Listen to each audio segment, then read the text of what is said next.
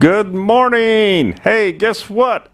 I got something echoing in the background because I didn't get all the things muted. But I'll fix that in just a second. Good morning, Arthur. Good morning, Don. Let me fix this echo.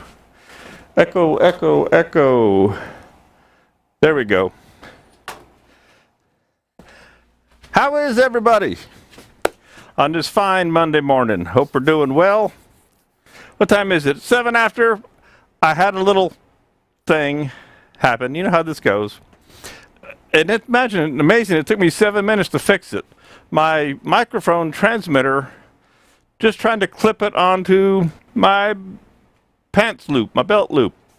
I managed to pull the whole little spring clip off, and standing back there in the control room with just all these parts in my hand and going, I got to go. But I fixed it now, so we're good. Good morning, Mark. Good morning, Rich. Still breathing. Hey, this is going to be fun. And what happened to this controller? This is what happens when I go away for a week. All right, don't get out here. But we'll punch some magic buttons. Oh, it was updating. Thank you very much for welcoming to updating my iPad. Oh, great. I should have known. Let's see if we can't get our controller to work. That's all right. It takes a few minutes for folks to come in anyway. And let's see there. We're going to be stabilizing this crazy piece of wood today, which is going to be fun and cool. Get that turned on. All right. All good. I say all good. Looks like everything's working. I can see the Facebook page, and I can see my monitor over there, and I can see my monitor from my cameras there. Going to be a lot of fun. It's been an exciting morning. So as you see here, we now have stabilizing resin in a 5-gallon container. It's not in the Spirocraft store yet, but it will be. And this was the first one I brought in. So this is just I got this one for Spirocraft's use for what we're doing here. But we will have these for sale in the store very shortly. You do save a good bit of money per gallon if you really want to get into stabilizing. And like today, we're going to be adding color, right? So I said, yep, we'll pull a fresh gallon off of here. And I found an empty milk jug, and I filled it up. And lo and behold, my milk jug has a hole in it, just a little one, just enough for the resin to be weeping out. Good morning, Frank. Good morning, Mom. So I popped the milk jug into the pot where everything's going so that I didn't have a mess everywhere because it kept leaking all over the counter and all that good stuff. So I got that figured out. So this is the piece of wood that we're going to stabilize. We have the wood, we've got the stabilizing resin, we've got our vacuum pump, the Best Value vacuum pump. Now the one I'm running out here I brought this one in special, although I can put them in. This one is 220 instead of 110. So if you plan to run a vacuum pump for a long period of time, you want to save some electricity, it doesn't hurt to have it on 220. Now it does have a funky Euro plug on it, which you can easily change out to a standard 15 or 20 amp 230 plug here for the US. But I happen to have a European converter down here to run this lathe, which just so happens to have an outlet on it for that funky plug. It's a little bit less expensive, believe it or not. Just a couple of bucks, and it's going to be less expensive to run. Along with that, I have the Best Value stabilizing chambers, and I had been using the smaller one over here, which you can't see right now, the 2-gallon. There's the 2-gallon. And it wasn't quite tall enough for this piece. So I had to bring out the 3-gallon. Now, what determines is it tall enough? You see how the gauge is on the side here. These are the GlassFax. They have a glass top, and I'm going to clean this top for you while I'm talking to you. If you see vacuum chambers out there on the market that have like an orange ring, and Best Value has now changed theirs to purple, by the way, so you know the difference. If it has the gauge mounted through the top, that means it has a plastic lid, and just run. Just go away. They break. They're not very safe. Make sure if you're going to have a pot like this that you have a glass lid and the gauge is mounted on the side. Now I'm just cleaning this up so that you can see through the cameras a little bit better, because I've got the overhead set up to where when this thing starts to bubble and all, you can see it from the overhead, or you'll be able to see it from the side camera. So we'll be all good. But this one was next door, and this actually had the my homemade pink dye infused stabilizing resin, which was an experiment that I tried. And so I went ahead and poured that off, cleaned the bucket out,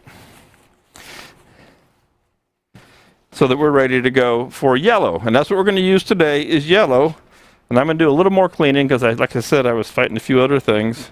I'm just going to clean this silicone gasket off real quick with my paper towel. I hope everybody's doing well. Hey, Joe and Raymond, good morning. And I see I got something crazy on my little screen there that gets in the way of the bottom row. So I'm going to walk over here and fix that real quick while I'm cleaning off this gasket, because my producer didn't show up today to work in the control room. So I'm having to do double duty.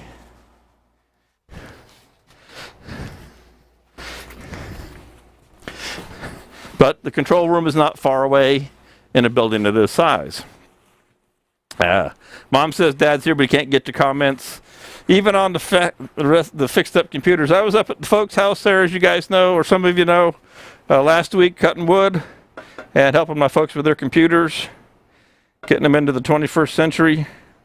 Now all I need is the parts to come for the Spirocraft video computer. It went down 2 weeks ago now, and I have all the new parts except for the motherboard. We got the new processor, we got the new chips, we got the new supercooler, we got all the goodies, but we don't have a motherboard yet. It's supposed to have come last Friday, now it's supposed to come this Friday. Hey, who knows? Okay, stabilizing, and I wish I had gotten my other video up, but I'll just have to talk about this.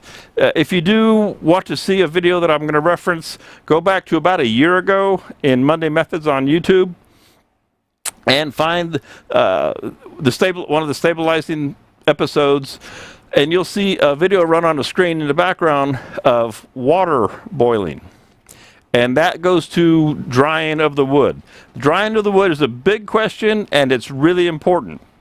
The wood needs to be as close to absolutely dry as possible. Why, you ask? Because if you don't get all the moisture out of it, you will get bubbles forever. Because what happens is when we put wood or water in the wood into a vacuum, i.e. the vacuum chamber, it boils. Water boils in a vacuum at about 70 degrees. Okay? So assuming your studio or shop or wherever you're working is 70 degrees or warmer, and you have moisture in your wood, you're going to think that you haven't gotten all the air out, but you probably have. But what you haven't gotten rid of is the moisture, which is not going to come out once it's in the resin. And that moisture is going to bubble, it's going to boil under a vacuum, and it's going to sit there and just bubble on you forever. And in the episode that I reference, I run a video on the back wall, and you can see water in a chamber boiling at 70 degrees under a vacuum. Now the question always comes up, well, how long does it take to dry the wood? That depends. How big is the wood? How thick is the wood? Is it a solid block? Is it a bowl structure such as this that I actually left this fairly thick just so it would stay together, because this thing is completely rotten? And in case you want to see what it looks like real quick, now that it's dry, it doesn't look a whole lot different. But it is as dry, let's put it this way, it is as dry as I could get it before 11 o'clock this morning. I started cooking this in the oven yesterday morning. Yes, yesterday morning. I don't know exactly what time because I knew it was wet, so I just threw it in the oven early in the morning. And I let it cook all day. So it's about 12 hours before I actually started to keep track of its weight. And the way to tell if it's losing moisture is by weight. It's the easiest way to do. Use a digital scale that goes to the tenth of a gram, tenth of an ounce, and that's really going to help you. When it stops losing weight, you can then make the reasonably safe assumption that you have gotten all the moisture out of it. What temp was it cooked at, Don says. I cooked this at 220. Put the oven on 220 and just let her idle along all day and all night. Now, I don't know what it weighed. I didn't weigh it when I first started. I was just running around doing other stuff, didn't have the scale out. So I pulled the scale out yesterday evening at, my notes say, 7 p.m. And at 7 p.m. last night, the piece still weighed in at 2 pounds, 4.9 ounces. The scale was on ounces. At 8:45, an hour and 45 minutes later, it had dropped 0.2 down to 4.7. At 5:30 this morning, my get-up time, it had only moved to 4.5, 2 pounds, 4.5 ounces. And then at 10 a.m., before I turned off the oven to bring it out here, it was at 4.4, 2 pounds, 4.4. So it had still lost another 1/10 of an ounce between 5:30 this morning and 10 a.m. in another 4.5 hours. So it probably could lose another 1/10 or 2, I'm guessing. But I'm going to go with this as close enough because I had to. That's the way you tell. Keep notes, make notes of what it weighed when you started. And when it stops losing weight, then it's there. And just as how much will a 5-gallon container of stabilizing resin be? Jeff, I don't have that number. I knew somebody was going to ask me, and I should have figured it would be you. I started to do the math on the price real quick this morning, and I didn't get there. I'll pop you a message here when I get done and tell you what it is. I could go look it up on the computer real quick, but we won't do that. It's probably going to be... let me do some math in my head real quick. Probably 10 to 15% per gallon less than buying it by the gallon. Don't hold me to that because I'm just trying to do some math in my head, and my math on fractions and percentages isn't that good this time of day in my head. But it is noticeable, and especially the reason it's important, I think, if you're going to start getting into colors, right? So you're going to want a color, roughly a gallon. You could go quarts, but depends on what you're doing. You're going to want a color for or a batch of resin for each color, right? So you may, and this lasts a long time. You use it over and over and over. It doesn't just, it's not a one and done. So when I get done with this today, if I don't, and this is yellow, by the way, I didn't tell you, I'm going to put yellow in here. And this is Turntex yellow dye that I did pick up. We're working on trying to get some dyes of our own for stabilizing resin. Not there yet, so I got some from Turntex. You're going to want to have an inventory of colors, because as soon as you want to do multicolors or anything else, you're going to need resin dedicated to that. But the resin lasts a long time. The resin that I just poured off is 2 years old, and I know people say that it doesn't last that long, but it still works. But I didn't want to use it. I wanted to use this fresh yellow and go through the mixing process as well. You only lose the resin that the wood absorbs. All the rest of it is still good to go. Put it back in the jug, plastic jug, don't put it in glass. Put the cap back on it, you're ready to go later on. So I think that's a great way to go. I've got that just sitting up there. You know, the other thing that happened is I couldn't get the lid off, and I had to run up to the auto parts store and get a oil filter wrench to get the lid off at about 10:30 this morning. So it's always something. It's always something. So our wood is dry for all intent and purpose. Cooked at 220. Probably 24 hours. I didn't really think about how long it was. It has lost pretty much all of its weight. So the next thing I want to do is mix up the resin, or mix up the color. And the directions, of which I did read the directions, they don't come on the bottle. But whatever we have, when we put it out, we're going to start putting out directions with all this kind of stuff. The recommended ratio is 1 ounce to a gallon. To start with, what is the long-term effect of 0.2 water in the wood after the process? Don't have a clue, Art. At 0.2, couldn't tell you. The long-term effect of water in the wood is that you don't get all the cells saturated with the stabilizing resin. Okay, so you'll have some soft spots. Recommended ratio is 1 ounce to a gallon. maximum of 4 ounces to a gallon. Okay? Now, I don't know how much I'm going to have to put in. This is the 2-gallon pot that I had over here. It's too small. So the 3-gallon pot, now I may be adding more resin to this. I may not be. I'm just not sure. So I'm going to go ahead and make it what would be a strong batch of, I'm going to put all 2 ounces into this gallon of resin, making the assumption that I'm going to have to add a little bit more resin to top this off, and I could be wrong. So we'll find out. And I left it in the jug because the instructions recommend that you put it in, mix it, shake the jug well. Now, it's not going to settle. It disperses into and stays in suspension. But I wanted to have it in the jug to mix it, and then we'll pour it into the pot. I didn't want to just put it in the pot and stir and all that kind of stuff. So I'm going to pop you to the overhead. Just a simple shot here. And it might even be better on the side camera. And I'm going to shake this just to be sure.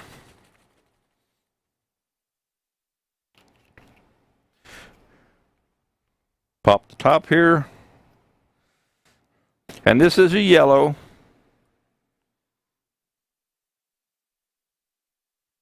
Because my plan with this piece is to dye the wood yellow and then to use a very, very light teal or blue in the resin when I cast this thing in the future.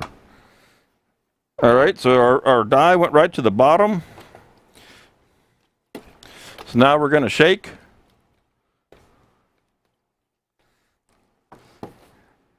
And as you can see, I've got it over the pot. We'll go ahead and pour it in.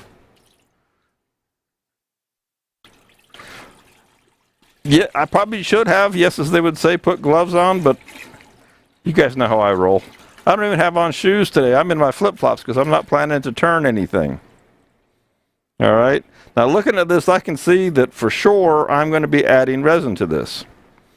So we'll probably be at, and I'm not going to measure the resin because that's a pain in the neck. We'll probably be at 2 gallons of resin. We'll find out here in a second. Because the next step that I want to do, and I'll go to the overhead. So here is our vent, right? You can see me if I show you on the side. This is where the vacuum is being pulled out of the pot. We don't want our resin above the vent, all right? That's very important. Gloves, why start now? I can't think of a good reason, Jeff. I just roll along. So let's take our piece, and we're going to pop her down in here, and she's going to bob like a cork. So I don't have to add much. I mean, just a touch. And I'm going to hold this down for a minute. You can see it bubbling as it's just sucking in resin, just from absorption. So it's not going to take as much extra as I thought. Just a little teeny bit, which actually makes me happy. And you see, like I say, it's going to bob like a cork. And so here's what I do. Here's my fancy method. I have an old Barracuda chuck, right? And this has become my favorite weight for holding things down. It's really heavy, and it's really small, so it's heavy and dense. Doesn't weigh or doesn't take up much space, but it holds things down great, and nothing going to float up on that.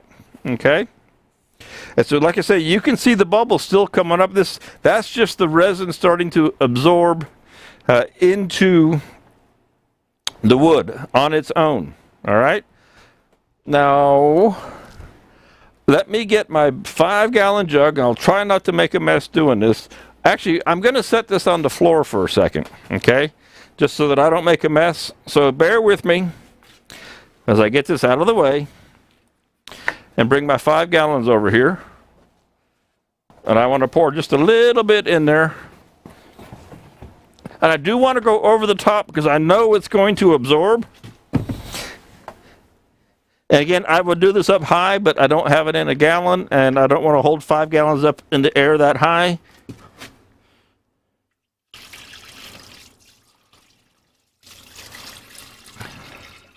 Okay, that'll do the trick. I'll set it back up there in just a second.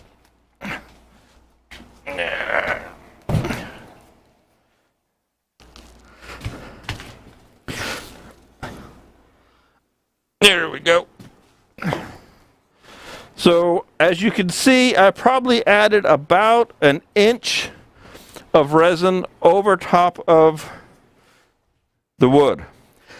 That is because I want to leave enough extra. I'm making an assumption that it's going to suck resin in. The more porous the wood is, the more it sucks the resin in, and the more the wood needs, the resin goes down. And you may have to come back and add more. Don says, does the wood need to be raised off the bottom for absorption? My short answer, Don, is no. It's going to be coming in. It's surrounded. You know, I mean, it wouldn't hurt if you did, if you had a little thing to hold it up there. But I don't think it's really going to be an issue. The bottom of this is not flat.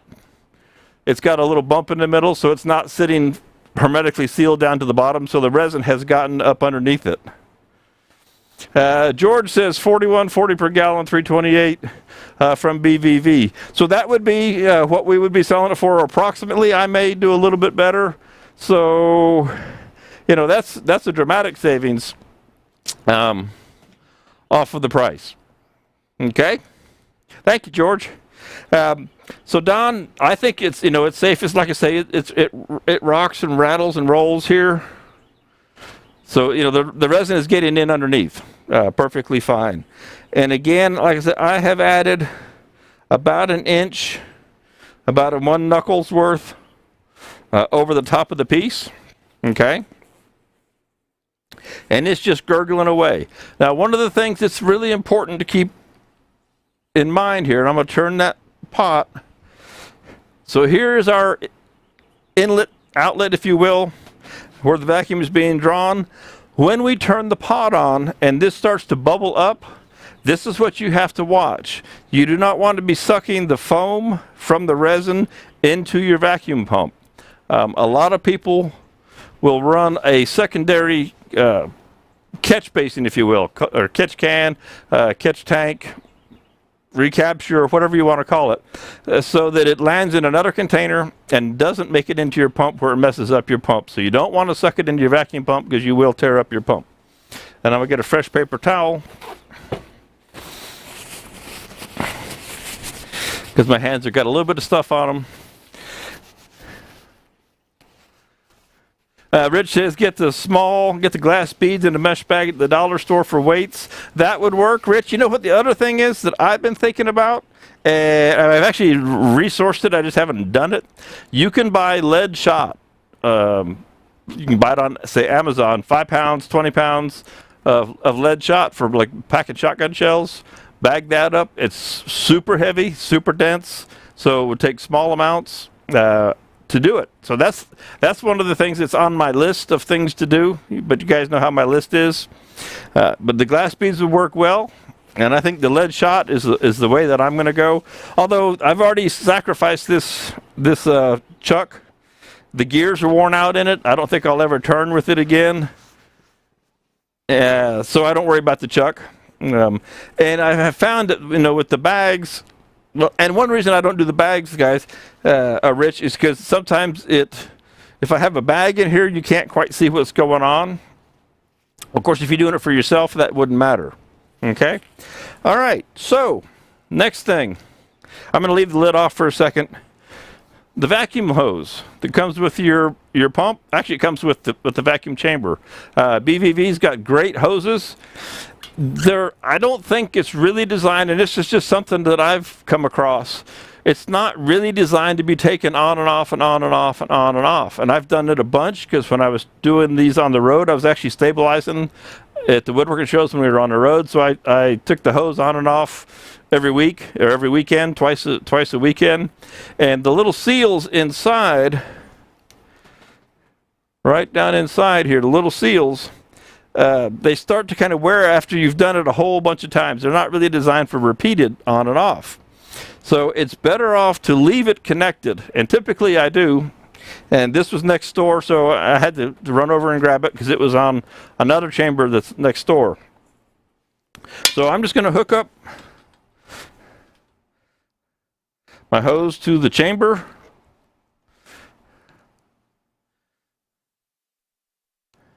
And I don't think Corey's in here this morning. Best Value Vacs has changed one thing on their pumps. And let me see if I can show you this. Get just a little bit closer. Get on the side camera. On a Best Value Vacs pump, right here used to be a white or yellow cap for adding your oil. Now you take this plug out, the exhaust plug. There you are, Corey. So as Corey and I found out, now you put the oil in right in the exhaust port. Okay, the manuals haven't caught up with the product yet. We worked through this about 2 weeks ago. Corey has one of these, a brand new one that he's been stabilizing with. And he contacted me and said, Bradley, the port's not there. How do I get the oil in it? And I said, I don't know. The book says and the box says. So if you happen to get one of these and I don't put a note in there because I forget, that's the deal. There is no more port there anymore.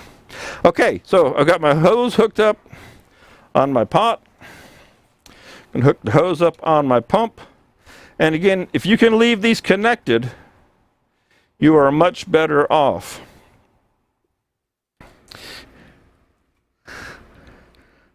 Now this is the first pull for this pump. I just took this one out of the box. Well, actually, when I was helping Corey out. Another thing you can see there in the end camera, see the sight glass right here? You want to make sure that your sight glass is right about center. There's a little white line there.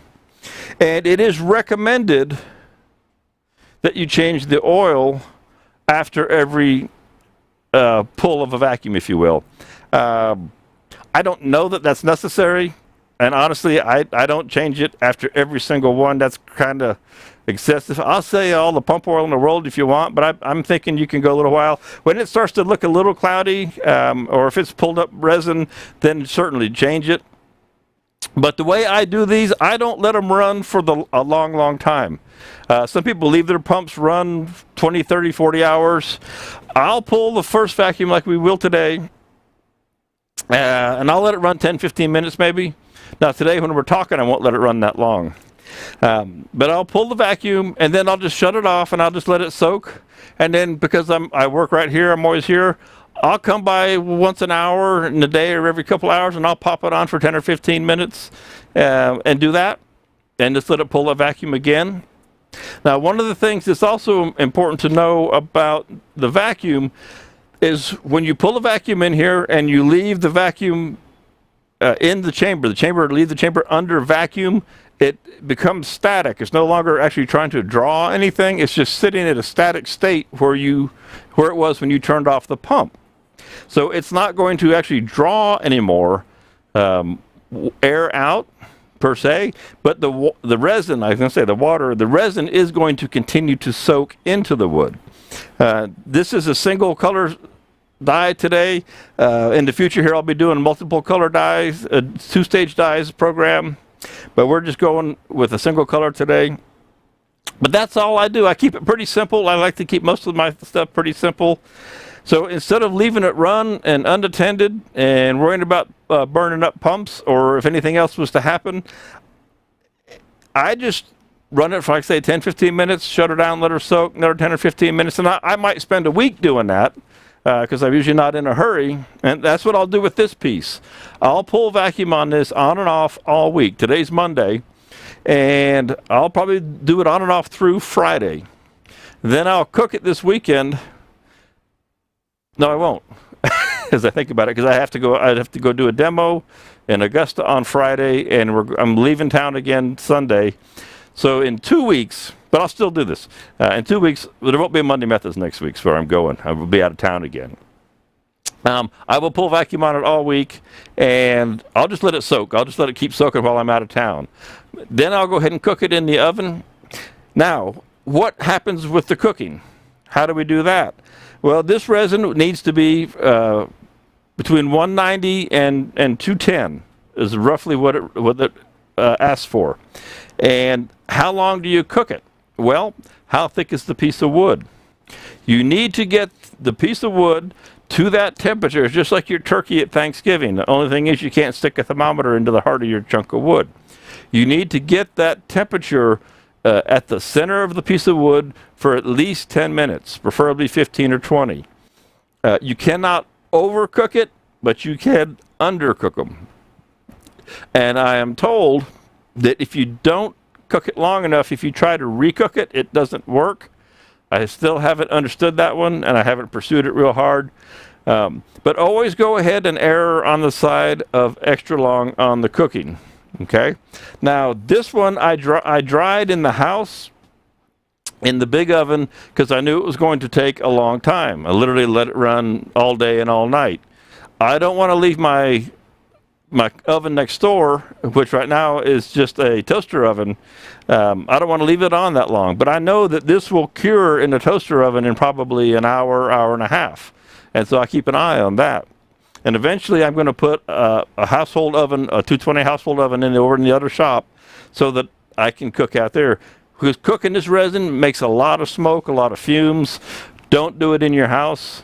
If you do it once, you'll never do it again. You'll understand why. I thought I could just see what happened. Don't do it. Don't go there. Cook it outside or in a workshop to make sure that it is cured. You'll stink up your house. You fill it full of smoke and all that good stuff. So let's go ahead. And this thing is funny. I'm watching it just sit here bubble with no vacuum on it. Let's go ahead and pull the first vacuum on it. We'll run it, and I'll turn it on and off a couple of times to show you how it rolls. And so I'm going to go to the overhead right now. And so right now I have my valves. Both my valves are open.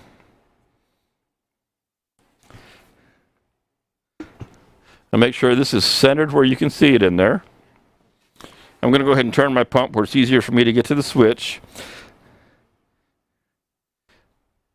And also, I think maybe I'll go to the side. Again, you see on the side valve there underneath, that's what I'm going to watch. Because I expect that when I initially turn the vacuum on, I could be wrong, that I'll get a lot of foaming. And generally speaking, you get a lot of foaming early, and then it starts to calm down. Now, Rich says, speaking from experience, your wife will get pissed if you cook resin in the house. Yes, if I had been caught doing it, mine would have too. But I was the only one around, Rich, and I had all the doors and the windows open and said, boy, that was stupid, Bradley. Why in the world did you do that? Okay, so I'm going to pop on my pump. This valve is open. I'll go to the overhead. So this is my inlet, or my take from the pump. This is my exhaust, or retraction. Now it's closed right now too. Pop back over to the end.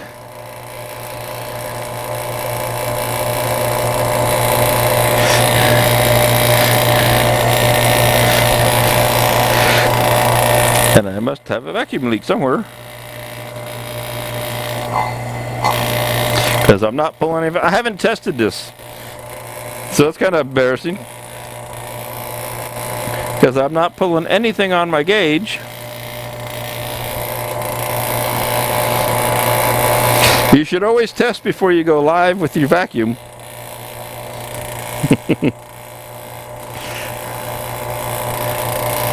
Rich just pressed on. There we go. You're right, Rich.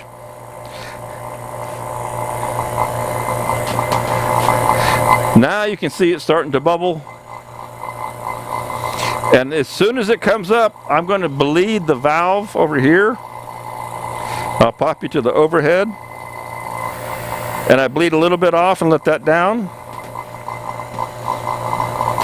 Art, you say the Spirocraft page crashed. Jump on YouTube or the studios or Monday Methods. Got a nice yellow color to it. So this initial foaming is the one you need to watch the most. And I figure this thing's going to foam up quite a bit. And I'm just bleeding enough off to let it drop back down.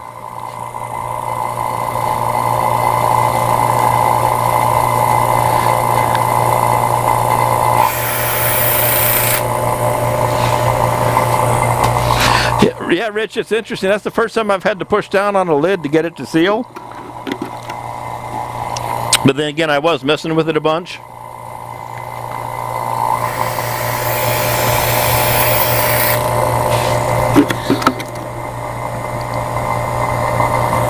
It looks like pea soup. Yeah, kind of, sort of, Jeff. I'm hoping it turns out to be a really pretty yellow. So, I was watching car races yesterday, you know, NASCAR, and there was a car that was magenta and chartreuse. And I put chartreuse kind of in the yellow category. So, I might put some magenta aniline dye on the wood, although like I said, the resin is going to be a light green or a light blue.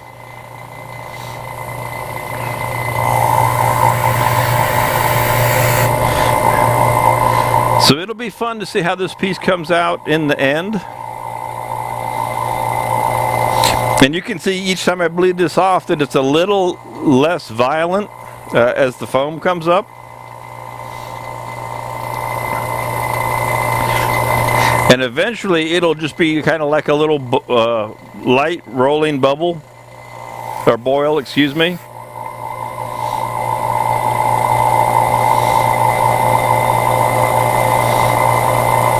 So you see it's calming down quite a bit, and actually I could bleed all the vacuum off, and probably most of the foam would disappear and not come back, and we just see the bubble, the boil. I see it starting to drop down now. I'll go to the overhead. You can see how you're starting to see it just kind of bubbling at the surface.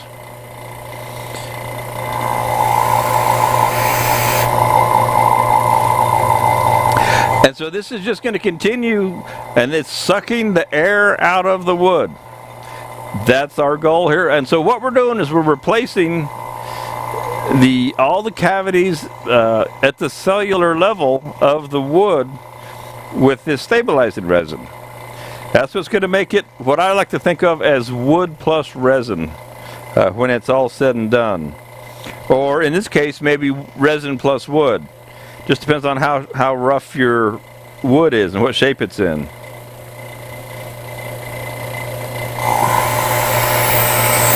I'm going to bleed that all the way down to liquid.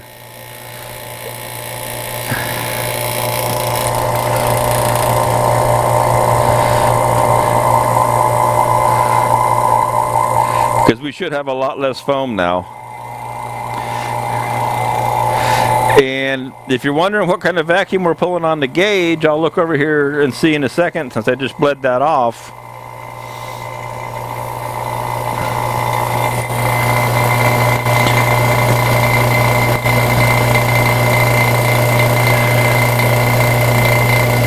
Looks like about 28.5. I think 29.9 is absolute, if I'm not incorrect there. And we're slowly creeping up, because I'm only at I don't know, 180 feet above sea level. No, 250 feet. I live on the hill here in town. So on this gauge, depending on the accuracy, I'm pulling 29, just over 29 on the gauge. I'm going to bleed that off, and I'm going to turn this around so you can see the gauge. Let you watch the gauge come up.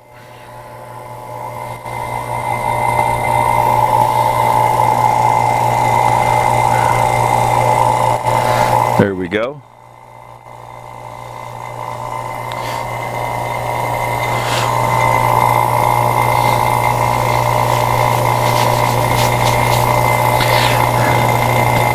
And like I say, what I'll do is once this gets where it stops foaming radically,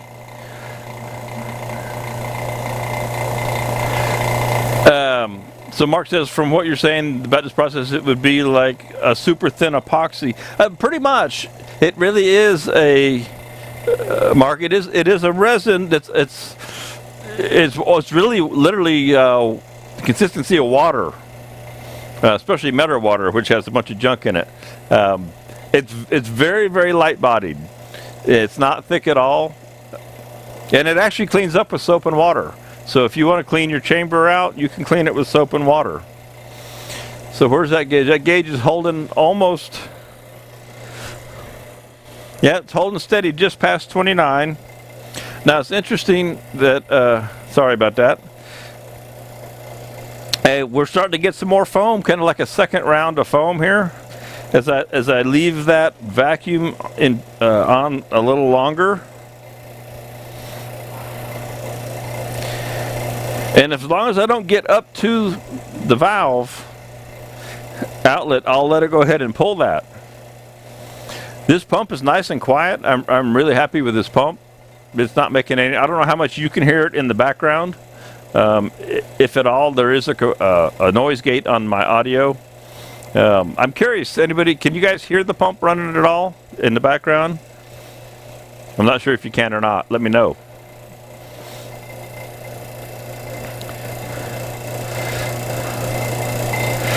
So I think this is actually a pretty nice yellow. I'm just thinking ahead and thinking about that piece of wood. So some of the areas, I'm looking at a chunk of the wood. It's going to go dark in some places. In some places, this is pretty light. Okay, so you guys can just lightly hear the pump running. It really isn't very loud. Obviously, I'm talking over it, and it's not an issue. So that's pretty good.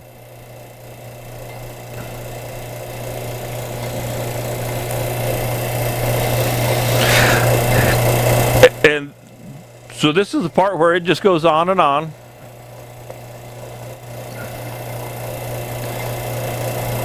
And now I'm going to shut the vacuum off. I'm going to shut the pump off. I'm going to close my valve so that it can't pull anything back in. So I close the valve here first so that nothing could go back to the pump. And yes, it is sitting under a vacuum. You can see the gauge isn't moving.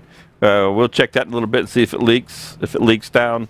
But let's go ahead and let that sit there for a little bit and simmer. And I'll take some questions as we're sitting here. It's about 10 to 12.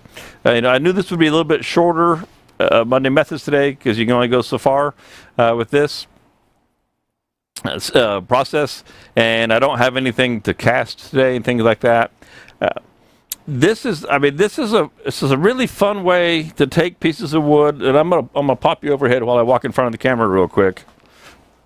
If you weren't with us before, or with me before, this is what we started with, a piece of wood. This is the same chunk of wood, and I mounted it on the lathe. Look at all the bugs on that side. We'll just put that back over on the table. Matter of fact, I think we'll just put that outside. I don't need the bugs in here. We'll throw them out. Throw them out in the yard for a minute. But yeah, so wide open to any kind of questions. I'm just going to let that simmer right there. And then we'll pull vacuum on it again here in a few minutes. But it's a great way to take wood that is otherwise decayed, and it's too soft to turn. And for me, it's really fun because you get colors and colorations and things with the funguses, and the bugs eat tunnels in it, and so it makes for a unique piece of wood that you can't go to the store and buy. And there's no two that are alike, so it truly is unique. It's not just another piece of XYZ wood. And there's not much that you can't stabilize. If it's fibrous and you can dry it, you can stabilize it. I won't say fruits. Vegetables, I know people have done some, like broccoli, asparagus, pine cones are big. I'm going to grow sunflowers again this year. Bridget asked me if I'd do the Russian Mammoth sunflowers, and the last time I did them, I had said I want to stabilize sunflower stalks. The big Russian Mammoths, they get super big, and the stalks are about 2 inches around. And I want to stabilize some of those, dry them, stabilize them, and then cast them. I think one of those bugs is on my foot. And cast them. It'd be interesting because they're hollow, which you don't really realize. So there's a lot of things that would be fun to stabilize. And again, I've got wood, and I've got a whole mountain of it out back here. And some of you may have heard me talk about it before. I had wood that I had saved too long, and it started to split and check where it wasn't really turnable. There was not much to salvage there in that regard. But I thought, well, I can stabilize this stuff. But it was at the state where all it was split and cracked and checked. It didn't have any character, any additional character to it yet. So I've got it stacked up out here behind the studio in the shop, and got an old ratty tarp on it so that it does get wet on purpose. And plus, it's super humid here in South Georgia, and so it's decaying and growing fungus and getting color and rotting away. And it's exactly what I want for these kind of pieces, because I'll get a unique piece out of every one. Now, last week we turned this piece, and as you saw, and if you didn't see it, go back and watch last week's. You have to be very careful because it's not stable at all. This really soft, punky, rotten wood, I mean literally rotten wood, it's not stable. So you do have to take extra precautions when you're turning it, and you just turn it far enough. You want to try and get rid of as much of the excess as possible without having it come apart. Okay, I could have taken this piece and just broken it apart, literally, if I had wanted to. And then we go through the stabilizing process, and then we're going to cast it, and we're going to have a really cool piece. Some of the pieces I've done, I don't know where ones, they're all in my office, I think. We got a lot of pecan trees here, and found a limb over in the hedge one day, and the bugs had been eating on it for a couple of years, and it made for some great little teeny vase-style pieces, about 6 inches tall, about 2.5 inches around. Full of holes, and I stabilized it, and then we cast it, and all the holes are now full of the resin with all the swirls. So there's no end to what you can create with otherwise, rotten wood. And some people say, what? That's a lot of work. Well, the reward is you get some really unique pieces. And so it's a great thing to do. And there's a lot of ways. Pen blanks, I know like Corey and Rich here. Rich does a lot of pen blanks. I like, I don't turn pens. It's never been the thing for me. I love turning bowls. And so for me to make these big bowls that are hybrids, it's really fun. I enjoy it. I think they're pretty cool. And that's really why I got into stabilizing, was to make the bowls and the bigger pots. Now, if you're stabilizing, if you're working with just inch and a half or inch and a quarters and smallers, the 5/8 and 3/4 stuff, you can use the tall cylindrical vacuum chambers. I don't have one here. We do carry them, but there's one out in the warehouse for pen blanks and things like that, or even bottle stopper blanks. So you can have a long stick of wood, and you can get a chamber to 6 inches tall, 12 or 24 inches tall, 6, 12, 24, and long, small sticks of wood can go in there. I got into the bigger pots because I want to do bowls, and that's a 2-gallon over here. So that's the 2-gallon. This is a 3 that we're working with, and I also have a 5. And there are bigger ones. We don't stock the 10 and the 15, but they are available. And the biggest one I run is a 5. These are right about 10 inches inside diameter, and the 5 is about 11 and 15/16, not quite 12 inches. So it's pretty easy to turn your bowl to, say, a 10-inch diameter for the 2 or 3-gallon pots, and just under a 12-inch diameter for the 5-gallon pots, if you want to. And people say, well, should I get the 2 or should I get the 3? Well, think about this. This pot, and let's measure these for you, and I'll tell you. This bowl is not that tall. But so I'm going to measure the 2-gallon pot, and it's 4.5 inches to the inlet. So anything taller than 4.5 inches will not fit in the 2-gallon pot. Okay, the 3-gallon pot is 7.5 inches. So you can easily get a 7-inch piece tall and 9 inches in diameter into a 3-gallon pot. And then the 5-gallon pot is, again, almost 12 inches, and it's even taller, and I don't have the diameter height off the top of my head. So you can get some pretty big stuff. Now, maybe one of these days, I'll get into a 10 or a 15. If you're, bowls, you only make them so tall. So it'd be interesting to see how the chambers go. The glass is where the money is. It's what makes these. They're not expensive, but that's the expense in this chamber is this glass, okay? Because it's not plastic, and that's why it's called a glass vac, and it does make a big difference. So as we can see now that it's just kind of bubbling, you can see the resin is back to being kind of clear underneath there, with no vacuum being pulled on it. I know I just stuck my head in the way there. So let's turn the pump back on.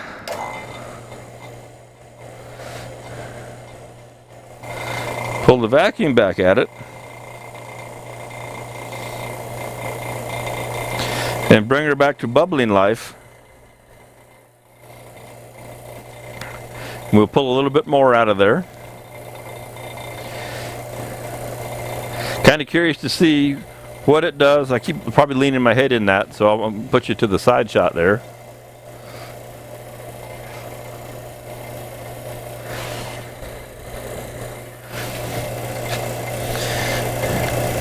And like I say, I will do this throughout the course of the week. Back to the overhead, I'll just not lean over the pot. It's kind of hard to remember that there's a camera over your head when you're looking down in the pot. I will do this over the course of the week and just let it soak. So if you have multiple chambers, you can be running multiple pieces, or if your pieces are of the correct size, you can have multiple pieces in a chamber. There's nothing wrong with that at all. The chamber doesn't care, the resin doesn't care. You can just load her up as long as you don't overflow your valve. So now at this point, I could probably, looks like I could safely leave this run and walk away, because you see it's not foaming up and getting close to the inlet valve anymore.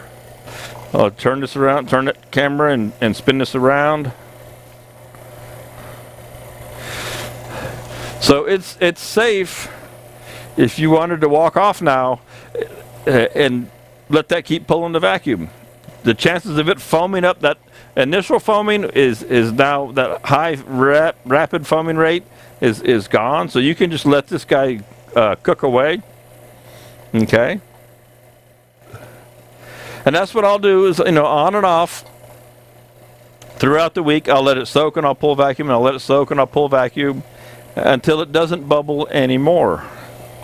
Let me close this valve and I'll shut the pump off, and we'll jump back over here. So I'm just going to let that guy sit, let it simmer right there. Now, talking about the cooking, we were talking about cooking earlier, cooking it again. On the internet, there's tons of information on the internet about cooking the resin. You'll read often about wrapping in foil.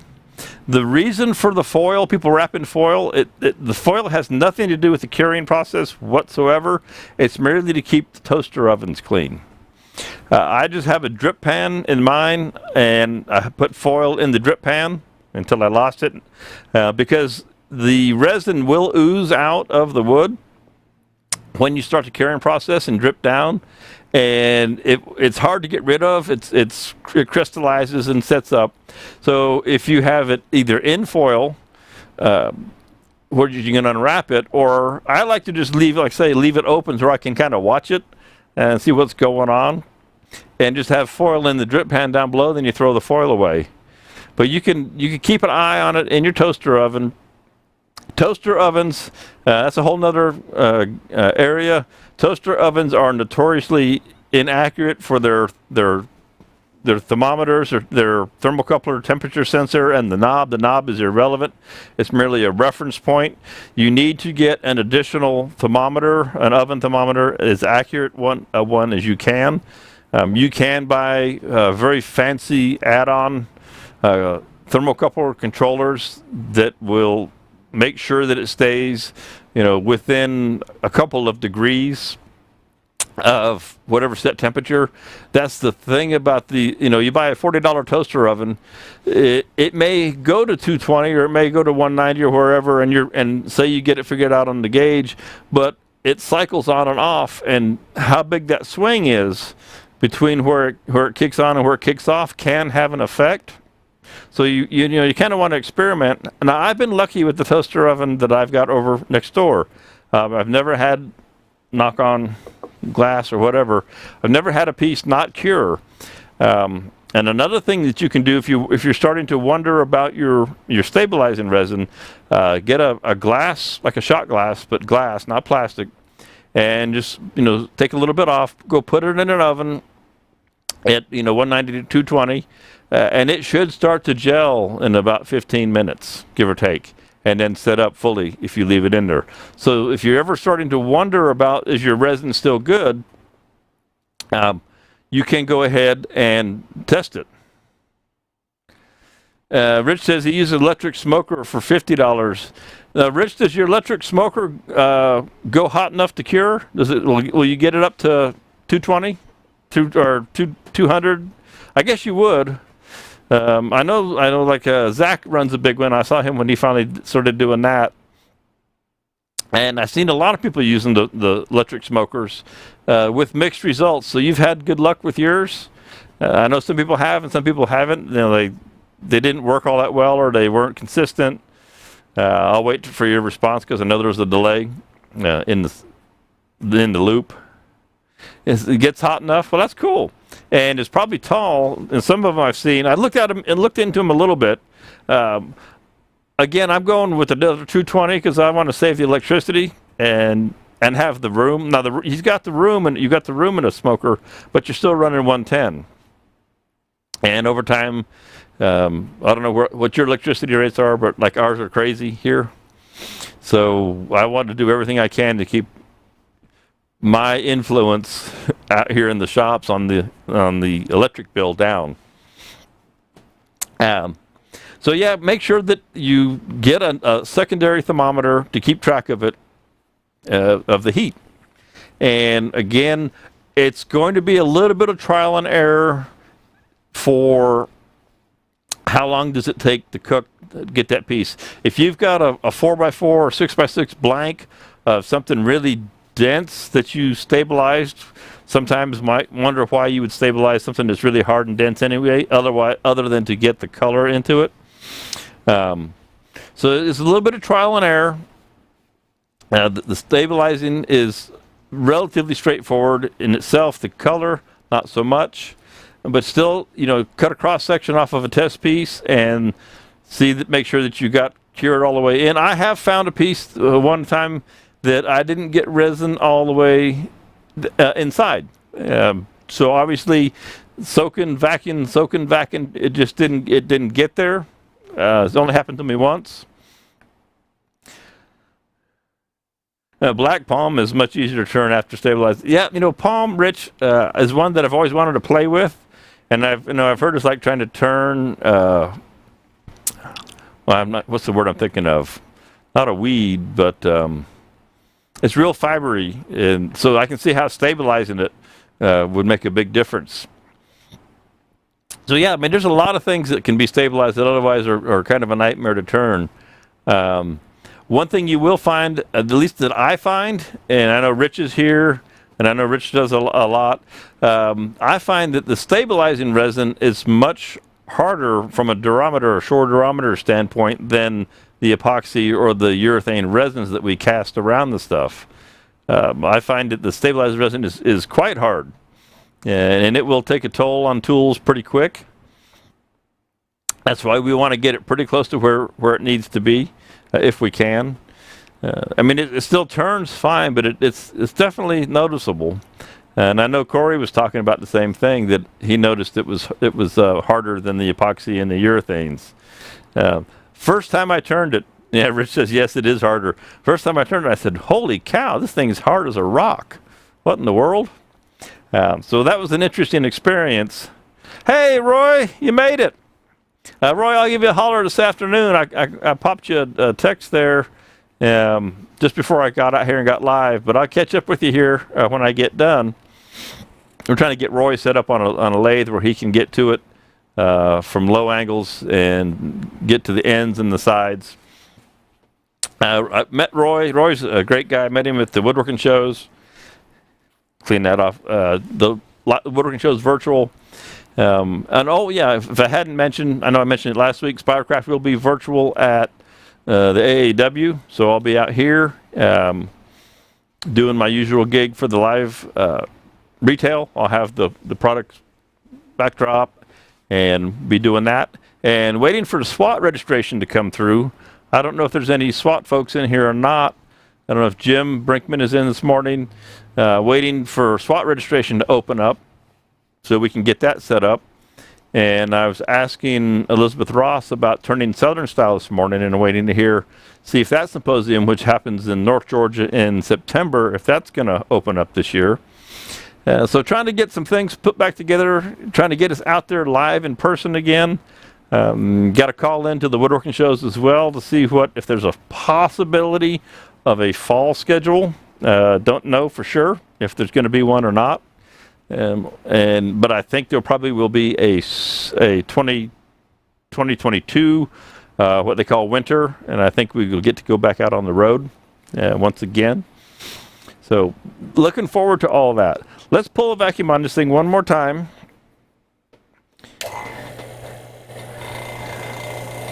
And I'll pop you over to the side camera. And we watch this guy bubble up. And like I said, I'm wide open for any questions. And Micah, yes, we added yellow dye to this today. So it was clear, and we added, if you can see that, 2 ounces of yellow dye. So this is a batch of yellow stabilizing resin. And there's a whole bunch of colors that you can get. Once you put the color in it, it's a dedicated color.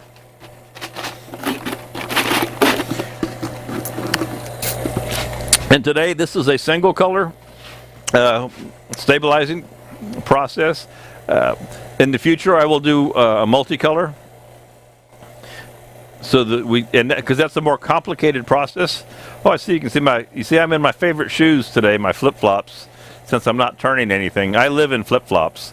If you guys haven't figured that out yet, flip-flops and Hawaiian shirts that's my typical day.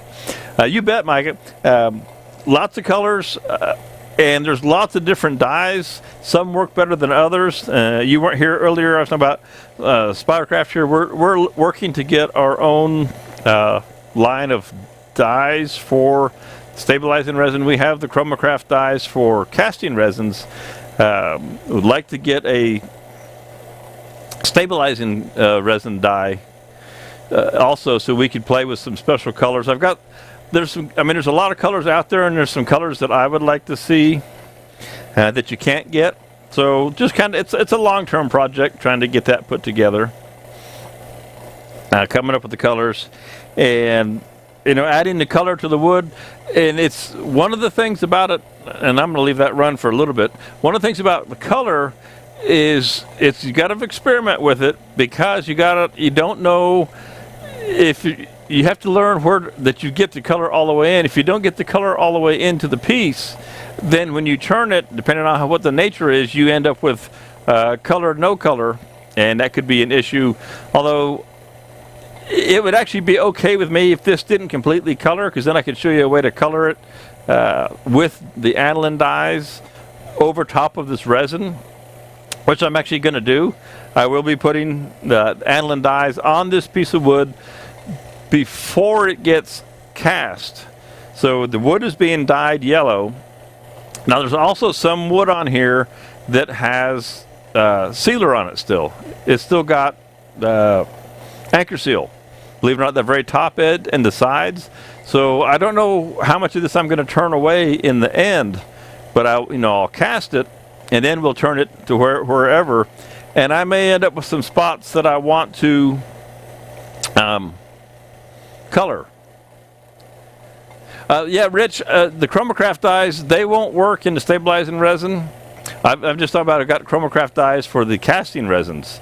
I'm working on a line of stabilizing or colors for stabilizing resins that aren't Turntex and aren't Alumilite. Now, I got my chemist guy on it, who happens to be from Chromacraft. It's nice to have a chemist in your pocket to help figure things out for you that you might not know. And I'll pop that pump back off. Oop, close that valve. So lots of fun things coming.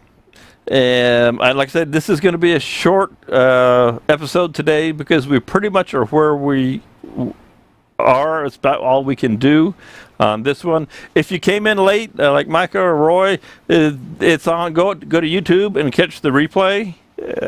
It's better feed looking over on YouTube after the fact than on Facebook. Facebook is 720, and YouTube will be full 1080. So it will be a better feed to watch again. And again, next Monday I will not be here. Matter of fact, I'll be in St. Pete, Rich, at the Dali Museum. I don't know if I can sneak a trip over to Nova if my wife will let me or not. But maybe if we have time, I might try and sneak over to Nova.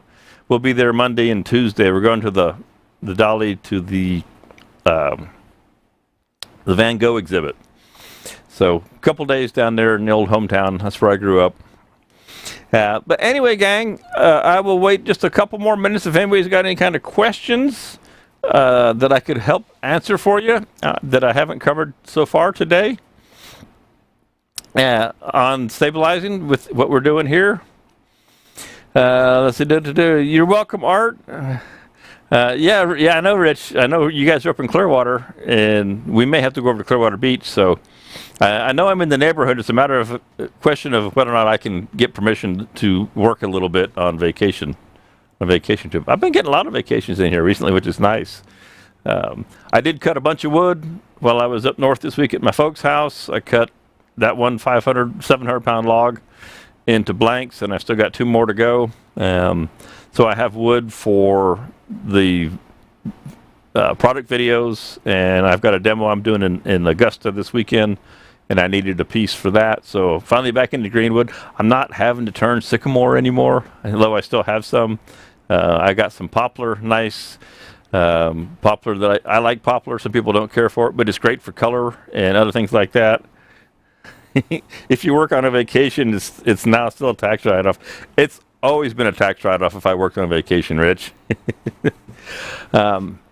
Thank you, Don. Okay, folks, like I say, I'm going to go ahead and wrap this up. If you do have questions, if you comment after the fact on the video here, or I'll see it, it'll come up and that somebody commented, and I'll be happy to answer you, or message Spiracraft, and I'll get back to you for sure.